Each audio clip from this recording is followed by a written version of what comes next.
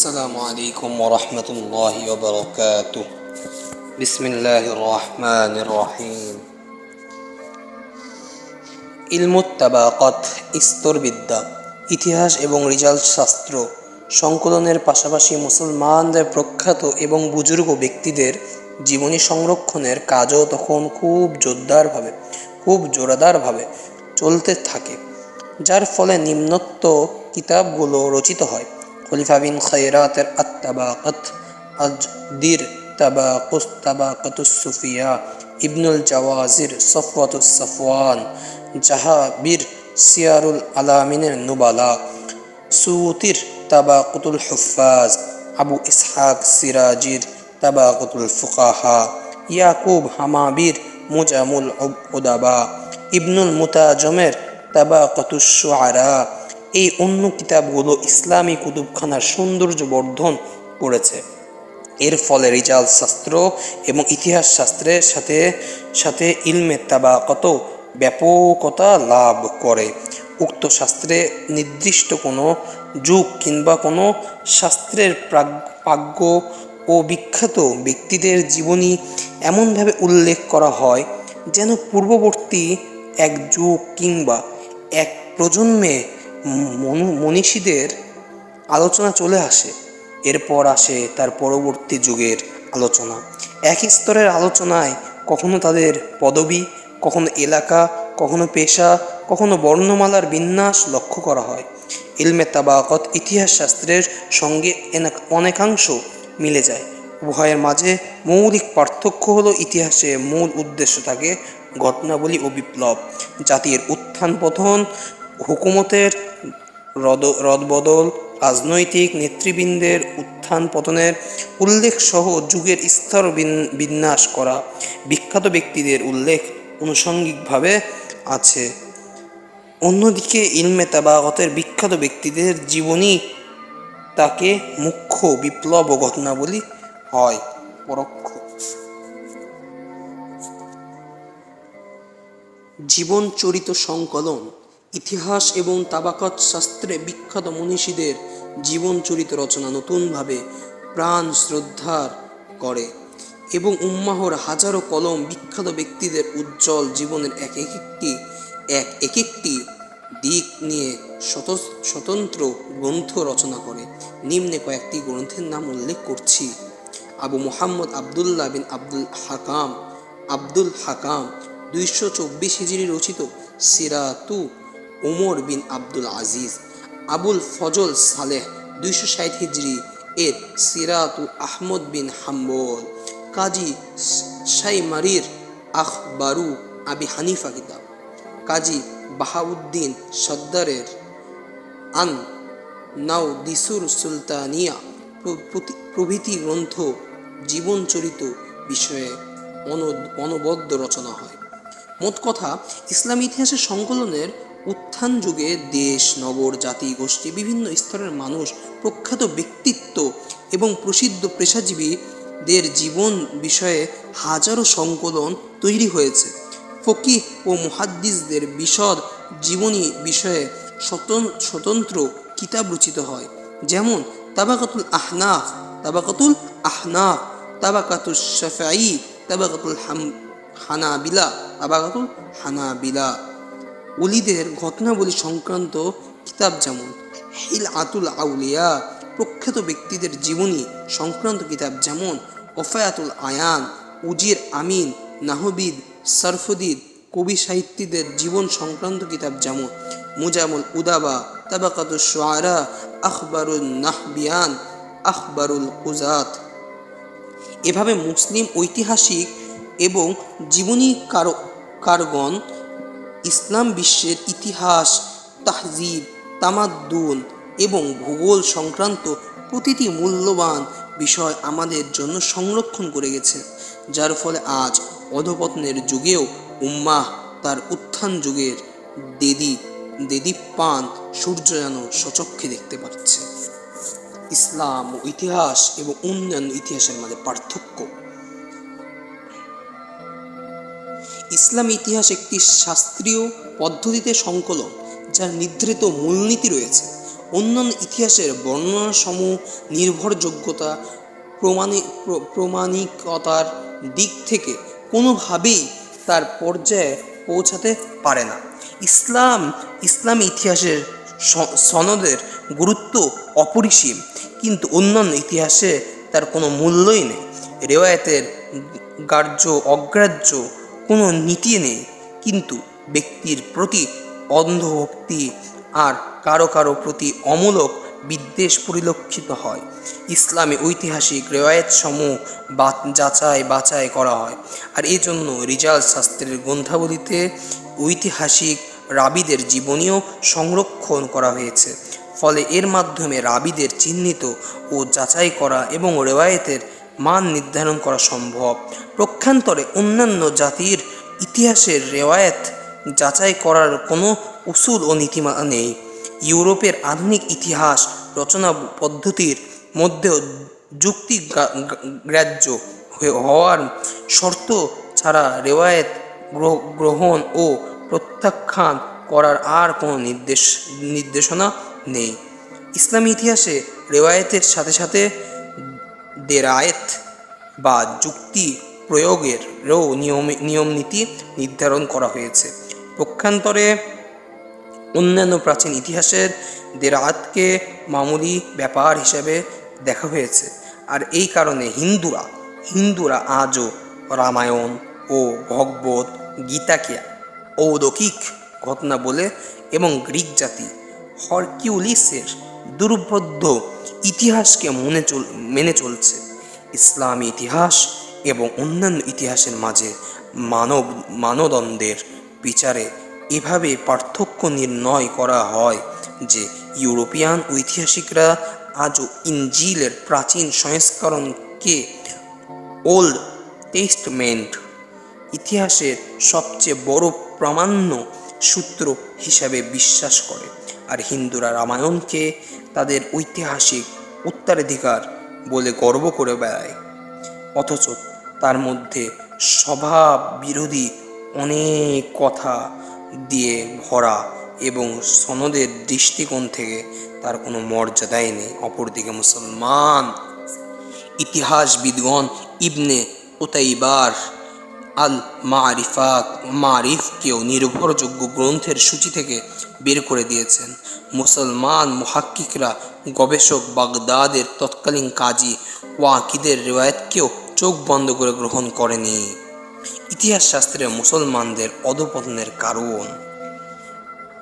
মুসলমানদের পতন এবং ইতিহাস শাস্ত্রের অধঃপতন প্রায় একই সময়ে ঘটে। এর দ্বারা এই কথা সত্য প্রমাণিত হয় যে কোনো জাতি যখন নিজের ইতিহাস ভুলতে বসে তখন তারা নিজের পরিচয় হারিয়ে ফেলে। বিগত তিন শতাব্দী ধরে আমরা অন্যান্য শাস্ত্রের মতো ইতিহাসেও অবক্ষয়ের শিকার।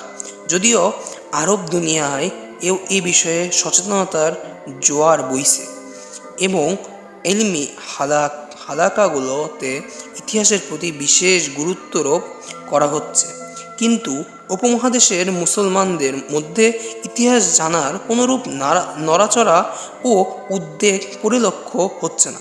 ইতিহাস সম্পর্কে আমাদের অজ্ঞ থাকা বহু কারণ রয়েছে, তন্মধ্যে কিছু গুরুত্বপূর্ণ কারণ উল্লেখ করছি। ইতিহাসের প্রকৃত সংরক্ষক ছিলেন আলেমগণ। অষ্টম শতাব্দীর পর্যন্ত মুহাদ্দিস, মুফাসসির এবং ফকিহগণ এই শাস্ত্রের প্রতি বিশেষভাবে মনোনিবেশ করে তাকে আর উন্নত পর্যায়ে পৌঁছান, কিন্তু ধীরে ধীরে ইতিহাসের ব্যাপারে ইসলামী ভাবধারার লোকদের মধ্যে দুর্বলতা ছেয়ে যেতে থাকে। এটি রাজপ্রাসাদের মুন্সি এবং কবি সাহিত্যিকদের আয়ত্তে চলে যায়। এরপর চরম অধঃপতনের শিকার হলে শত্রুরা তাকে কবজায় নিয়ে নেয়। প্রাচ্যবিদরা ইসলামী ইতিহাসকে শিশুদের খেলনা বস্তু বানিয়ে রাখে।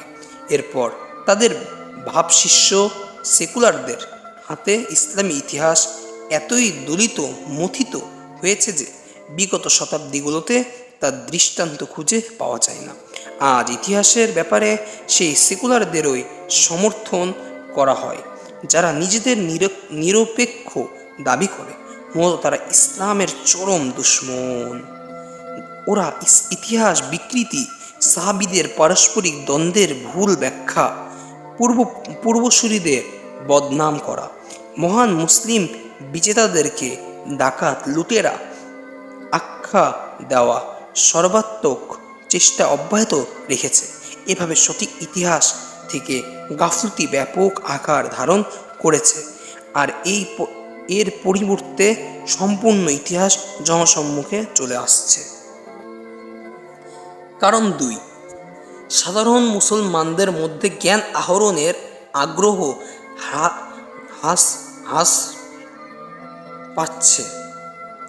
দুনিয়া পূজা আখেরাতের ব্যাপারে গাফলতি, এর পাশাপাশি দরিদ্রতা, অচ্ছলতা, দ্রব্যমূল্যের ঊর্ধ্বগতি এবং আরও কিছু সমস্যা সংখ্যাগরিষ্ঠ মানুষদের যোগ্যতাকে জীবিকা উপার্জন এবং বাসস্থান অন্বেষণে নিয়োজিত করতে বাধ্য করছে। এই অবস্থায় নিজের ইতিহাস অধ্যয়ন করে তা থেকে সবক নেওয়ার সুযোগ কারই বা হবে। কারণ 3, ইসলামী বিশ্বে বিশেষ করে উপমহাদেশ তথা পাক ভারতে অন্যান্য বিদ্যার মতো ইতিহাস শিক্ষা দেওয়ার সুযোগ কম। এর সুযোগ সুবিধা নেই বললেই চলে। ধর্মীয় প্রতিষ্ঠানগুলোতেও এ ধরনের কোনো কার্যক্রম চালু নেই। ইতিহাস বিষয়ে তাফাসসুস কিংবা কোনো শাখাও খুঁজে পাওয়া যাবে না। ইতিহাসের কোনো বিষয় অন্তর্ভুক্তির চিন্তাও আমাদের মধ্যে অনেক দেরিতে এসেছে।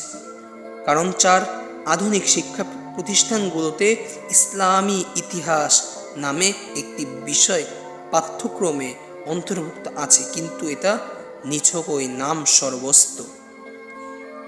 কারণ 5, আধুনিক শিক্ষা প্রতিষ্ঠানগুলোর ইতিহাসের বহু শিক্ষক সেকুলার এজন্য তারা সুলতান মাহমুদ গজনবী ও আলমগীরের মতো শাসকদের জীবনী পাঠদানকালে তাদেরকে অত্যাচারী, নির্দয় এবং জনগণের শত্রু হিসাবে প্রমাণ করার জন্য উঠে পড়ে লাগে। তাদেরকে ডাকাত ও লুটেরা আখ্যা দেয়, কারণ তারা হিন্দু ইতিহাসবিদদের বানোয়াট তথ্য ঐতিহাসিক উপন্যাস ও ফিল্মে এগুলোই দেখে, পড়ে ও শোনে। এর ফলে সাহাবীদের পারস্পরিক দ্বন্দ্বকে তারা এতটাই ন্যাক্কারজনকভাবে চিত্রিত করে যে এই পবিত্র ব্যক্তিদেরকে তারা স্বার্থপর, দুনিয়াদার ও ক্ষমতাদার মোহের শিকার বলে উপস্থাপন করে। ইউরোপীয় ঐতিহাসিক গোল্ড জিহার, পাদ্রি জুরাইমার, জোসেফ সাখত, উইলিয়াম মুর তাদের গ্রন্থসমূহে এমনটি ব্যক্ত করেছেন। কারণ 6, ইলম এখন উচ্চ সনদ অর্জনের পরিবর্তে পার্থিব লক্ষ্য পরিণত হয়েছে। মানসম্মত কোনো কাজের প্রতি আগ্রহ খুবই কম। কপি পেস্ট করে প্রবন্ধ প্রস্তুত করেও পিএইচডি করা যায়। অপরের মাধ্যমে থিসিস তৈরি করিয়ে ডক্টরেট ডিগ্রি অর্জন ব্যাপকতা লাভ করেছে।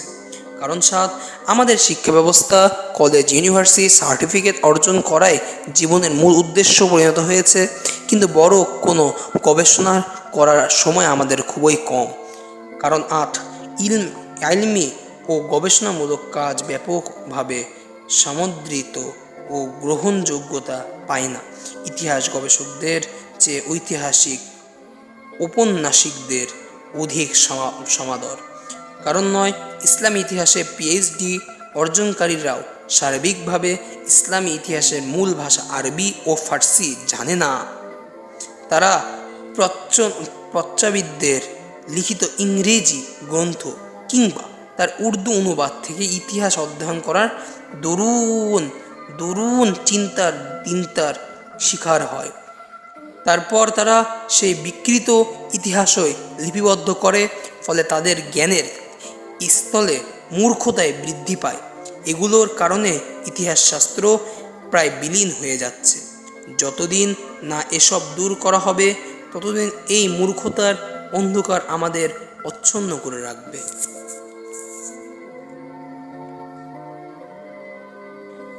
হাদিস শরীফে ইতিহাসের গুরুত্ব। হাদিস থেকে ইতিহাসের গুরুত্ব বোঝা যায়। নবী সাল্লাল্লাহু আলাইহি ওয়াসাল্লাম পূর্ববর্তী বিভিন্ন জাতি এবং নবীর অনেক ঘটনা বর্ণনা করেছেন। হাদিসের কিতাবাদি বা মজুদ রয়েছে হাদিসের কিতাবাদি যা মজুদ রয়েছে, এগুলো বর্ণনা করার পেছনে উদ্দেশ্য কোরআনে কারীমের অনুরূপই তথা শিক্ষা নসিহত গ্রহণ করা, সাহাবায়ে কেরাম রাসূলুল্লাহ সাল্লাল্লাহু আলাইহি সাল্লামের কথাবার্তা কাজকর্ম ছাড়াও নবী যুগের ঐতিহাসিক ঘটনাবলী, গাজওয়া এবং অন্যান্য অবস্থা, এই জন্য বর্ণনা। পূর্বে যে দুইটি আয়াত পড়া হয়েছে, একটি সূরা হুদের আয়াত 120 এবং আরেকটি সূরা ইউসুফের আয়াত 111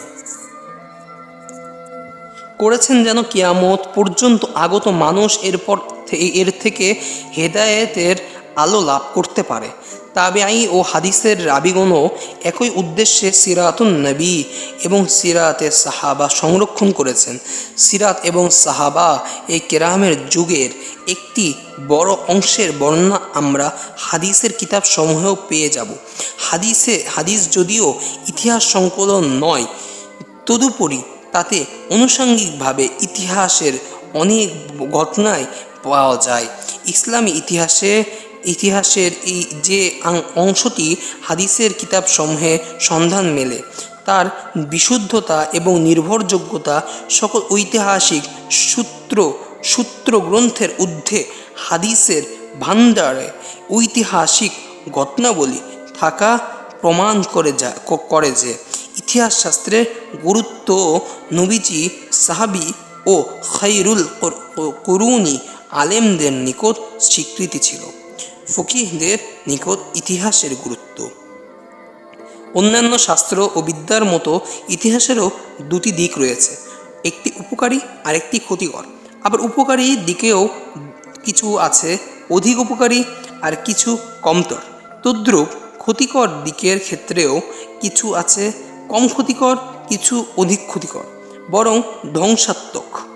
আল্লাহ তাআলা ফকিহদের উত্তম প্রতিদান দিন, কারণ তারা মানব জীবনে প্রতিটি বিষয়ে শরঈ বিধান কোরআন ও হাদিস থেকে উচ্চারিত মূল নীতির আলোকে সুস্পষ্টভাবে ব্যক্ত করেছেন। তদ্রূপ তারা জ্ঞান বিজ্ঞানের ক্ষেত্রেও কোনটা জায়েজ কোনটা নাজায়েজ তা ব্যাখ্যা করেছেন। ইতিহাস শাস্ত্রের ব্যাপারে ফকিহদের অভিমত হল। ইতিহাস 1 নম্বর অভিমত। ইতিহাসের কিছু অধ্যায়ের জ্ঞান অর্জন করা ফরজ আইন, কিছু ফরজ কিফায়া, কিছু ওয়াজিব, কিছু মন্দুর উত্তম, কিছু মুবাহ বৈধ, কিছু মাকরুহ আর কিছু হারাম। কারণ অভিমত 2, সিরাতুন নবীর এই পরিমাণ ইলম অর্জন করা মুসলমানদের জন্য ফরজ আইন, যার মাধ্যমে তারা নবীজি সাল্লাল্লাহু আলাইহি ওয়াসাল্লামকে চিনতে পারে। অভিমত 3, এমন সব ঘটনা জানা যার উপর আকীদা ফিকহদের কোনো মাসালা এবং মুসলমানদের স্বার্থ নির্ভরশীল, তা ওয়াজিব। তাই উম্মতের একটি শ্রেণীর এই পরিমাণ ইতিহাসের জ্ঞান অর্জন করা ফরজে কিফায়া। আকীদা ও আমল সংক্রান্ত মাসালা ইতিহাসের উপর নির্ভরশীল হওয়া অর্থ হলো বহু আকীদা ও আমল সংক্রান্ত মাসআলা হাদিস থেকে সংগৃহীত। এর রাবি ও বর্ণনাকারীদের জীবনী সে পর্যন্ত জানা সম্ভব নয় যতক্ষণ না ইতিহাস সম্পর্কে ওয়াকিফ হাল হবে। তদ্রূপ কোনো হাদিসের সনদ মুত্তাসিল হওয়া, নসিখ মানসুখ সম্পর্কে অবগত হওয়া, এছাড়া বংশ উত্তরাধিকারের অনেক বিষয় ইতিহাসের সাথে সম্পৃক্ত। এজন্য ইতিহাসের এই অংশের জ্ঞান অর্জনকে ফরজ কিফায়া সাব্যস্ত করা হয়েছে। অভিমত 4, আল্লামা সাখাবী রহমতুল্লাহ আলাইহি আবুল হুসাইন ফরাসির বক্তব্য উদ্ধৃত করেন যে সিরাতুন নবী মুখস্থ রাখা আলেম ও বুজুর্গদের উপর ওয়াজিব। অভিমত 5 সাহাবী ওলি ও মহান ব্যক্তিদের জীবনী জানা, যার মাধ্যমে নেক কাজের প্রতি আগ্রহ বৃদ্ধি পায়, তা মানদুব। অভিমত 6 বাদশাহ, উজির, শাহজাদা, কবি, সাহিত্যিক এবং অন্যান্য লোকদের জীবনী ও ঘটনাবলী জানা, যার দ্বারা দিনের কোনো ক্ষতি হয় না, দুনিয়াবী দৃষ্টিকোণ থেকে উপকার হয়, তাহলে তা মুবাহ। অভিমত 7 এমন বেহুদা ঘটনাবলী পড়া যার মধ্যে দিন দুনিয়ার কোনো উপকার নাই, তা পড়া মাকরুহ। অভিমত 8 প্রেম কাহিনী, নৈতিকতা বিবর্জিত কিস্সা, পাপিষ্ট লোকদের যেসব ঘটনা পড়ার দ্বারা আকিদা এবং কিংবা আমলের দিকে দিয়ে অবক্ষয়ের শিকার হওয়া আশঙ্কা থাকে, অথবা তার মাধ্যমে গুনাহের প্রতি আকর্ষণ সৃষ্টি হয়, তা হলে পড়া হারাম। অভিমত 9 কোনো বিষয়ে প্রয়োজন ছাড়া সাহাবাই কেরামের মধ্যকার দ্বন্দ্বের বিষয়াদি অধ্যয়ন করা কিংবা আলোচনা করা মাকরুহ, কারণ এতে দুনিয়া আখেরাতের কোনো ফায়দা নেই, বরং এই মহান মনীষীগণ প্রতি বেয়াদবি হওয়া এবং ভক্তি শ্রদ্ধা হ্রাস পাওয়া আশঙ্কা রয়েছে। আর যদি আকিদার মধ্যে ত্রুটি বিচ্যুতি সৃষ্টি হওয়ার আশঙ্কা থাকে, তাহলে অধ্যয়ন করা হারাম। তবে সাহাবাই কেরামের বিরুদ্ধে বিভিন্ন ভ্রান্ত গোষ্ঠীর প্রোপাগান্ডার জবাব এবং অন্যদের প্রকৃত সত্য সম্পর্কে অবহিত করার উদ্দেশ্যে উক্ত বিষয়ে অধ্যয়ন করা, গবেষণা করা কেবল জায়েজই নয়, বরং প্রয়োজনও সময় ওয়াজিবও হয়ে যাবে। আলেমদের নিকট ইতিহাসের গুরুত্ব। আলেমদের নিকট ইতিহাস শাস্ত্রের অবস্থান কি? এই শাস্ত্রের উপকারিতা কি কি? নিম্নের তারই কিছু গুরুত্বপূর্ণ অংশ তুলে ধরছি। ইমাম আলী বিন মাদানী রহমতুল্লাহ আলাইহি বলেন, হাদিসের মর্মার্থ বোঝা ইলমের অর্ধেক, বাকি অর্ধেক হলো রাবীদের চেনা। মাওলানা শামসুল আফগানী রহমতুল্লাহ লেখেন, দুনিয়ার উন্নতির জন্য 4টি বিষয় অতীব জরুরি: অতীতের সাথে সম্পর্ক, চিন্তা ও আমলের একান্ততা, শক্তির উপকরণ জামায়াত করা এবং ধারাবাহিকতা প্রচেষ্টা। আপনি গভীরভাবে ফিকির করলে দেখতে পাবেন, উন্নতি অগ্রগতি উক্ত 4টি মৌলিক জিনিসের জন্য ইতিহাস অধ্যয়নের অত্যন্ত জরুরি। আর এই 4টি জিনিস ক্রমান্বয়ে এক একটি অপরটির উপর নির্ভরশীল হয়ে পড়ে। ইতিহাস হলো প্রথম ধাপ, তাই ইতিহাস সম্পর্কে অজ্ঞ থেকে ওই 4টি বিষয়ে অস্তিত্ব আনা কোনো ক্রমে সম্ভব নয়। ইতিহাসের উপকারিতা। এছাড়া ইতিহাস অধ্যয়নের অসংখ্য উপকারিতা রয়েছে, তা থেকে কয়েকটি উল্লেখ করছি। ইতিহাস আমাদের মধ্যে বিভিন্ন ঘটনা সম্পর্কে দূরদর্শিতা তৈরি করবে। কোনো ঘটনার সহি ব্যাখ্যা এবং কোনো ঘটনার তাৎক্ষণিক সঠিক সিদ্ধান্ত দেওয়ার মতো যোগ্যতা সৃষ্টি করবে, কেননা ইতিহাসের পাঠক অতীতের বহু ঘটনা সম্পর্কে অবহিত থাকবে। ফলে কোনো ঘটনাই তার কাছে বিস্ময়কর মনে হবে না, বরং বর্তমান উদ্ভূত পরিস্থিতির মুখোমুখি হলে অতীতের কোনো চিত্র তার সামনে ভেসে উঠবে। সে আলোকে তার জন্য সিদ্ধান্ত নেওয়া সহজ হবে। এই স্থানে একটি ঐতিহাসিক আরবি প্রবাদ উল্লেখ করা যেতে পারে, মা আসবাহা লাইতু বা আবরাহতু। আজকের রাত গত রাতের সঙ্গে কত সাদৃশ্যপূর্ণ। ইউরোপিয়ানরা এই স্থানে বলে থাকে, ইতিহাস নিজেই তার পুনরাবৃত্তি ঘটায়। ইতিহাস মানুষকে অভিজ্ঞ করে গড়ে তোলে। একজন সেনা অফিসার সাধারণ সৈন্য থেকে এজন্য উঁচু মর্যাদা সম্পন্ন নন যে তিনি অধিক শক্তিশালী ও উদ্যমী। শক্তি সামর্থ্যের দিক থেকে অনেক সাধারণ সৈন্যের সিপাহসালার থেকে অগ্রসর। মৌলিক পার্থক্য নির্ণয় করা হয় অভিজ্ঞতা এবং সিদ্ধান্ত দেওয়ার সামর্থ্যের ভিত্তিতে। ইতিহাস অতীত অভিজ্ঞতার সম্পর্কে অবহিত করত। মানুষের ঘন্টার মধ্যে শত শত বছরের ঘটনাবলী আলোকে সিদ্ধান্ত দেওয়ার যোগ্য করে তোলে। একজন বয়োবৃদ্ধ সেনানায়ক ৬০ থেকে ৭০ বছর অভিজ্ঞতা ধারণ করেন, কিন্তু ইতিহাস শত বছরের অভিজ্ঞতার সার নির্যাস ধারণ করে। যা ধরে জাতির নেতৃত্ব দানকারী প্রত্যেক ব্যক্তির জন্য ইতিহাস অধ্যয়ন করা অতীব জরুরি। আমরা বইপত্র থেকে রাজনৈতিক, সামাজিক, পারিবারিক নিয়ম নীতি, জ্ঞানীদের কথা, প্রজ্ঞাবাণী শিখে থাকি, কিন্তু দৈনন্দিন জীবনে সেসব নীতি এবং বাণীর বাস্তব প্রয়োগের যোগ্যতা হাসিল করা মামুলি ব্যাপার নয়।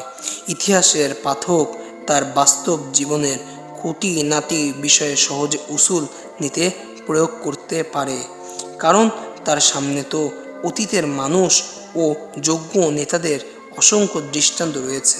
ফলে সে জানে এ ধরনের কার্যক্রম কিভাবে আঞ্জাম দিতে হয়। ইতিহাস মানুষকে সজাগ রাখে, প্রত্যয় এই সতর্কতা সবক শেখায়, দূরদর্শিতার জন্ম দেয়, রাজনৈতিক মারপ্যাচ সম্পর্কে জ্ঞান দেয়, দুশ্মনের অতর্কিত আক্রমণ থেকে পরিত্রাণের উপায় বাতলায় দেয়। ইমাম সাহাবী রহমতুল্লাহ অনেক বুজুর্গের বক্তব্য উল্লেখ করেন যে বুদ্ধিমত্তা এবং বিচক্ষণতা শেখানোর দুটি উপায়: ১. লিখিত কথাবার্তা, ২. শ্রুত কথাবার্তা। আর শ্রুত কথাবার্তাও যতক্ষণ না লেখা হবে ততক্ষণ উপকারী সাব্যস্ত হবে না, কারণ তা ভুলে যাবে। তাই বুদ্ধি বিচক্ষণতা হাসিল করার জন্য ইতিহাস পড়া আবশ্যক। ইতিহাস অধ্যয়নের দ্বারা রাজনৈতিক ও সামরিক বিষয়ে দূরদর্শিতা তৈরি হয়। কঠিন সময়ে পূর্ববর্তী সেনাপতি, শাসক, বিজয়ী সালারদার কর্মপদ্ধতি সামনে বিদ্যমান থাকে।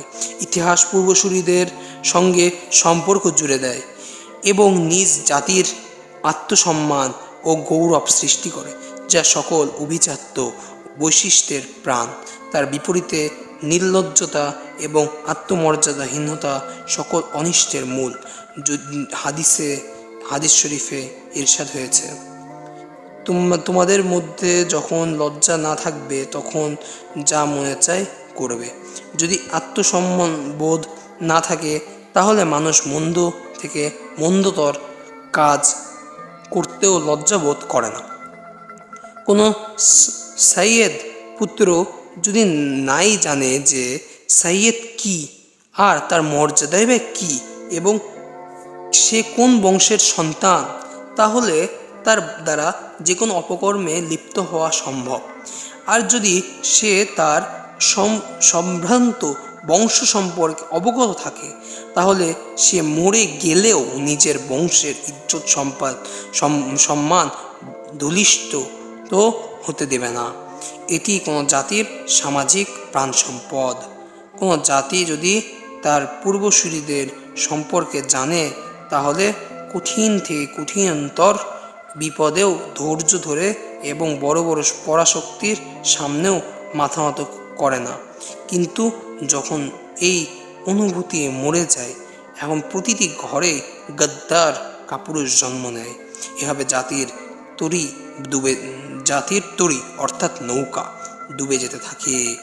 ইতিহাস পূর্ববর্তী জামানার দুর্ঘটনা, দুঃখ, দুর্দর্শ, বিপদ, মুসিবত, ধ্বংস, হত্যাযজ্ঞ এবং আক্রমণের দৃশ্যপট তুলে ধরে মানুষের মধ্যে কঠিন থেকে কঠিনতর অবস্থা সহ্য করার যোগ্যতা তৈরি করে। মানুষ তখন বুঝতে পারে যে দুনিয়া তার পরীক্ষার স্থান, মুমিনের কারাগার। এখানে কেউই বিপদ মুক্ত নয়।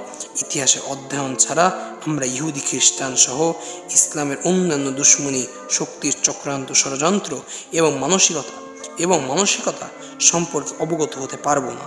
ইতিহাসের গভীর অধ্যয়নের মাধ্যমে আমরা কেবল ভ্রান্ত ফেরকা, সেকুলার, ঐতিহাসিক এবং প্রচ্ছাবিদদের নাম সর্বস্ব গবেষণাগুলো খাতিয়ে দেখতে পারব যা তারা ইতিহাসের নামে উপস্থাপন করে। ইতিহাস পূর্বসূরীদের ঘটনাবলী স্মরণ করিয়ে দিয়ে নেক আমল এবং অধ্যাবসারে প্রতি জজবা ও অগ্রসর সৃষ্টি করে। নিজের যোগ্যতা বিকশিত করার জন্য সৎসঙ্গ ও বড় ব্যক্তিদের সহচর্যের যে অধিক উপকারী জিনিস দ্বিতীয় নেই। ইতিহাস আমাদেরকে কখনো নবী যুগে নিয়ে যায়, কখনো সাহাবী যুগের অজ্জ্বল্য দেখায়, কখনো শিবলি আর জুনাইদ বাগদাদির মজলিসে বসিয়ে দেয়, কখনো বা সালাহুদ্দিন আইয়ুবী এবং সুলতান মোহাম্মদ ফাতিহের দরবারে পৌঁছে দেয়। কবি বলেন, হে কল্পনা তুমি আমায় দেখিয়ে দাও সেই সোনালী প্রভাত, সন্ধ্যা দেখিয়ে দাও তো আমাকে অতীতের সেই দুর্ভাগ্য ও দুর্দর্শ দিনগুলো। ইতিহাস আপনার হৃদয়ে গেড়ে বসতে পারলে আপনাকে বৈধ আনন্দ ও উত্তম বিনোদনের ব্যবস্থা করবে, অবর্ণনীয় স্বাদ তৃপ্তি প্রদান করবে। ইতিহাস মানুষকে মৃত্যুর পরেও জিন্দা রাখে।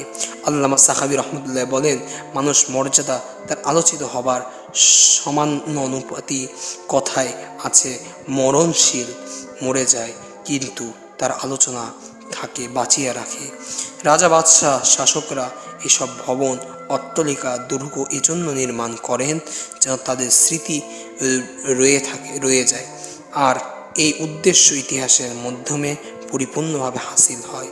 আল্লামা সাখাবী রহমতুল্লাহ বলেন, ইতিহাসের ভেতরে একাধিক শাস্ত্র রয়েছে, যেমন রাজনৈতিক একটি স্বতন্ত্র শাস্ত্র, কিন্তু ইতিহাস অধ্যয়নের মাধ্যমে